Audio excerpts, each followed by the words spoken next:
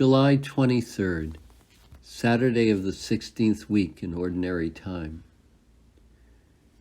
When I started at Holy Cross more than 20 years ago, I and the college were attacked because we had a support group for gay students. It wasn't even an advocacy organization. It was just committed to providing acceptance and support to students who were struggling with sexual identity and were often subject to harassment and rejection because of it. We were accused of being unfaithful, immoral, and disloyal to the church and its teachings for allowing such a group to exist. Even back then, the attack seemed like an unjustified overreaction to a humane and compassionate response to an obvious need, and one that was consistent with church teaching. Nevertheless, the language used was very harsh and emotional. Of course, it can cut both ways. Today, anyone who tries to defend a traditional view of marriage is immediately branded as a bigot and a hater.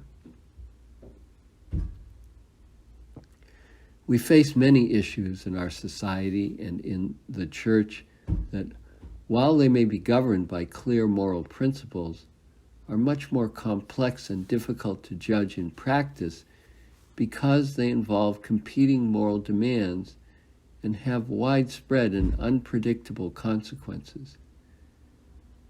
These include issues of public health, such as vaccines and quarantines, reparations for past injustices, adjudication of accusations of abuse and harassment, immigration, foreign alliances and trade, gun ownership, taxes and benefits, the environment, and many other controversial issues.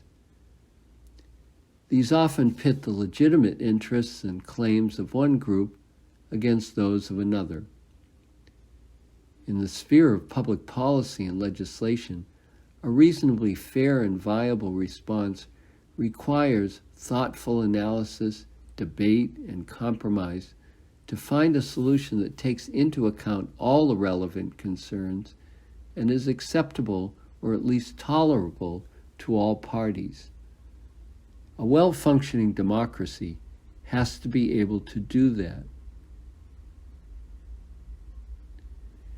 We don't seem to be doing very well on that score these days. Too often, what should be a thoughtful and informed debate devolves into a screaming match. That is not unique to our era. One need only think back to the late 60s and early 70s, when the Vietnam War, the Civil Rights Movement, and calls for greater economic justice were tearing the country apart. The problem at such times is that people absolutize their own positions and therefore assume that anyone who disagrees with them must be evil and stupid. For example, if you advocate for more aggressive government policies to help poor and working class people, you will be branded as a commie out to destroy our country and our way of life.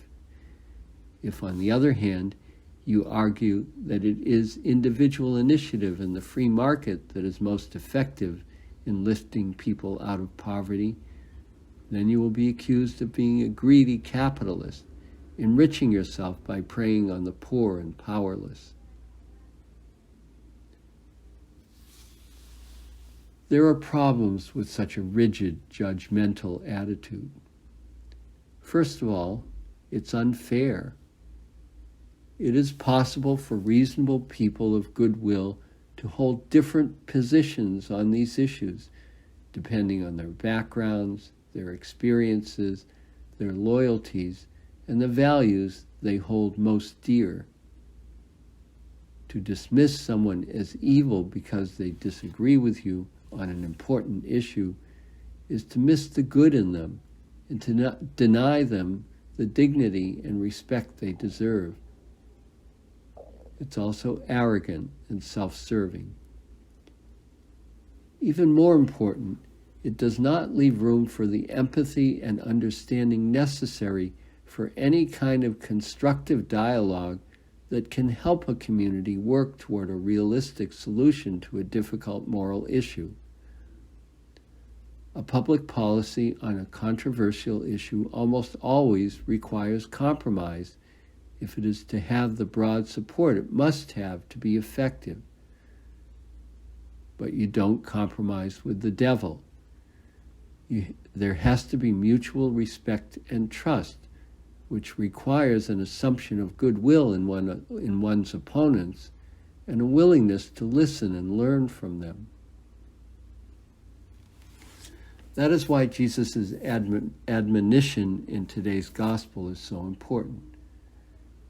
Don't take it on yourself to destroy all the bad stuff you see in others, he tells his disciples.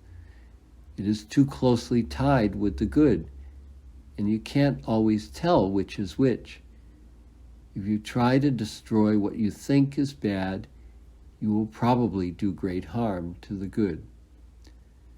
Note that Jesus does not deny that there are lots of weeds out there that ultimately need to be cleaned up. There is a mixture of good and evil in all of us. Jesus assures us that there will be a final reckoning where the good is brought to fulfillment and the evil destroyed. God's tolerance is not an invitation to selfishness and lax behavior. Going that way will lead to our own destruction and great harm to others.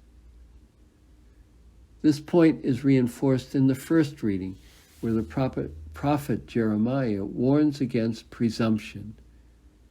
Just because they claim to be religious, the people will not be protected from dire consequences if they practice injustice and take advantage of the weak and the vulnerable. We need to pay attention to our own behavior and make sure we live according to God's law of justice and mercy. We should leave the judgment of others to God, who alone sees what is in the heart.